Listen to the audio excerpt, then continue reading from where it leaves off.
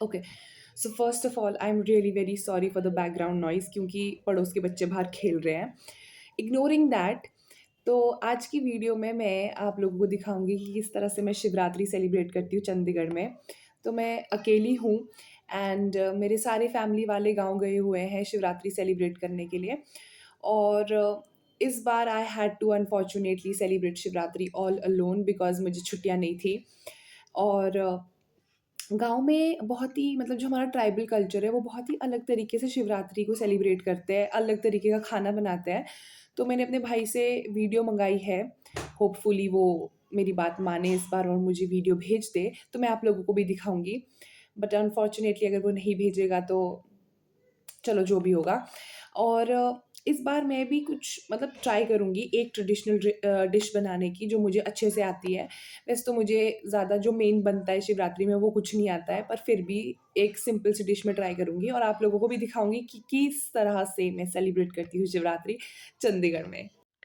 तो सबसे पहले हम लोग बनाएँगे लौटा और बेसिकली ये एक चीला होता है जो आटे से बनता है, बेसन या फिर सूजी से नहीं बनता है। और इसको पहाड़ों में बहुत ज़्यादा बनाते हैं, दिवाली में स्पेशली ज़्यादा बनाते हैं और इसको हम लोग शहद और घी के साथ खाते हैं। जब मेहमान आते हैं हम उनको भी सर्व करते हैं और ये सबसे ईज़िएस्ट डिश थी जो मुझे बनानी आती थी, इसलिए मैं इसको बना रही हूँ आज। मैंने बहुत सारे जो नॉन पहाड़ी लोग हैं उनको भी बनाते हुए देखा है ये, बट ये इसको कुछ और कहते हैं, मैं उसका नाम भूल चुकी हूँ। बट ये स्पेसिफ़िकली सिर्फ़ पहाड़ की डिश नहीं है, बाहर भी लोग इसे बनाते हैं। और नेक्स्ट चीज़ जो मैं बनाऊँगी वो है सूजी का हलवा। और इसमें मैं बादाम की जगह ये हमारे पहाड़ों में गुठली होती है, इसको डालूँगी। ये भी बादाम सा ही टेस्ट देता है पर बहुत ज़्यादा यम होता है। फिर इसके बाद मैं प्रिपेयर करूँगी रोट और आटे का बकरा। तो रोट क्या होता है वो मैं आपको आगे बताऊँगी, बट आटे का बकरा इज़ अ मस्ट अगर आप एक पहाड़ी शिवरात्रि सेलिब्रेट कर रहे हो तो। तो बेसिकली इसमें हम लोग आटे से शेप दे देते हैं, एक बकरा बनाते हैं और एक और जानवर होता है जिसको खड्डू बोलते हैं, उसके गोल-गोल सींग होते हैं, हिंदी में पता नहीं क्या बोलते हैं उसको, पर वो बनाते हैं और फिर उसको मंडप में सजाते हैं शिव जी के साथ।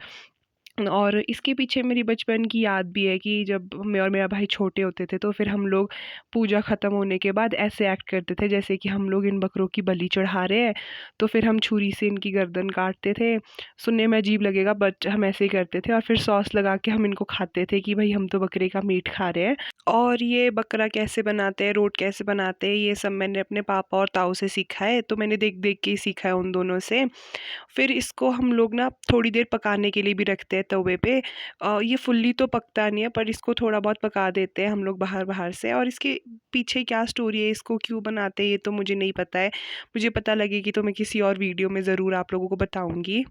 फिर इसके बाद हम लोग प्रिपेयर करते हैं रोट। तो रोट बेसिकली आटे का बहुत बड़ा-सा चपाती सा होता है, मोटा-सा, और उसमें गुड़ मिलाते हैं, पर जिस तरह से मैं मिला रही हूँ उस तरह से नहीं मिलाते, तो मेरे को आलस लग रहा था इसलिए मैंने ऐसे मिला दिया इसको। और फिर उसके बाद इसको भी हम लोग बकरे के साथ पकाते हैं और बेसिकली ये जो जितने भी देवता के साथ वीर होते हैं जैसे लंकड़ा वीर हो गए, कौलू वीर हो गए, तो ये उनके लिए बनाया जाता है और फिर इनको चढ़ाया जाता है ये, और फिर इसको हलवे के साथ बाद में प्रसाद की तरह लोगों में भी बाँटा जाता है।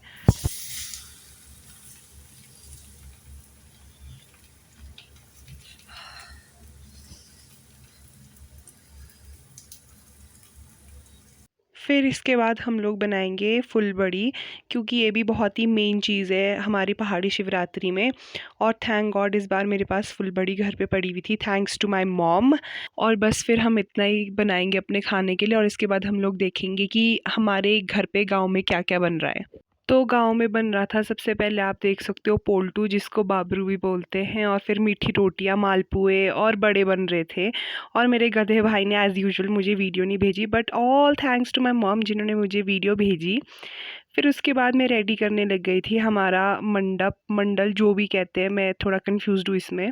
जिसमें कि हम लोग अपने शिव जी को रखेंगे और फिर उसके बाद अपने जो भी हमने पकवान बनाए हैं वो भी सजा के इसमें हम लोग रखते हैं। मुझे ढंग से बनाना तो नहीं आता है मंडा, पर फिर भी मैंने जैसे-तैसे थाली धो के उल्टी साइड इसी पे बना दिया था।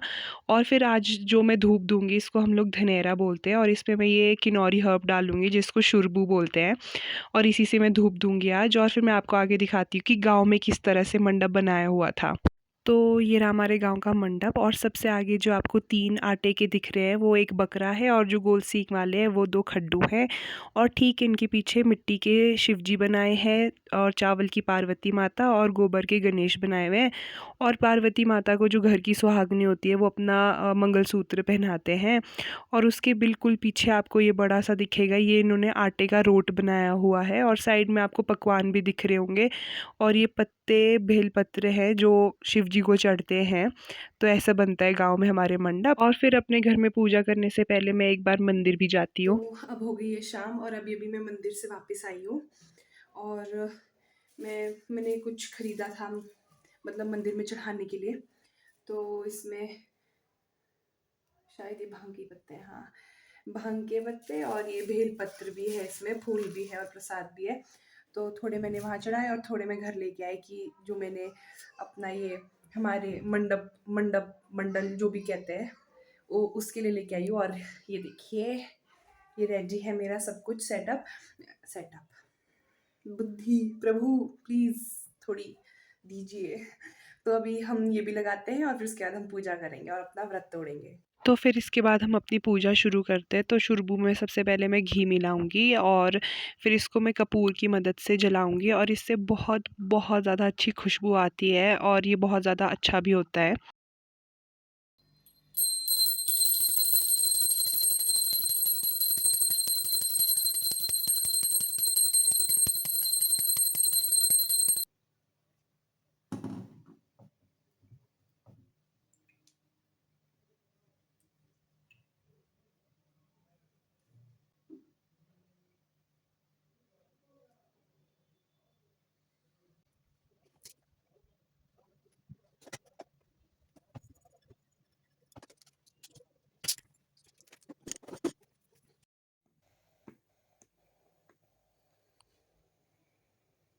तो बस ये थी हमारी शिवरात्रि की सेलिब्रेशन और अभी प्रसाद खा के मैंने अपना व्रत तोड़ दिया है।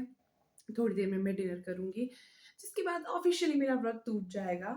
बट मुझे एक पल के लिए भी ऐसा नहीं लगा कि मैं अकेले सेलिब्रेट कर रही हूँ शिवरात्रि और मुझे बहुत ही अच्छा लगा और मैंने काफ़ी एन्जॉय किया। एंड एट द एंड मैं यही बोलूँगी कि thanks a lot for watching my videos and please जो नीचे वो लाल रंग का बटन दे रखा है उसे दबा दें, उससे मेरी काफ़ी ज़्यादा मदद होगी।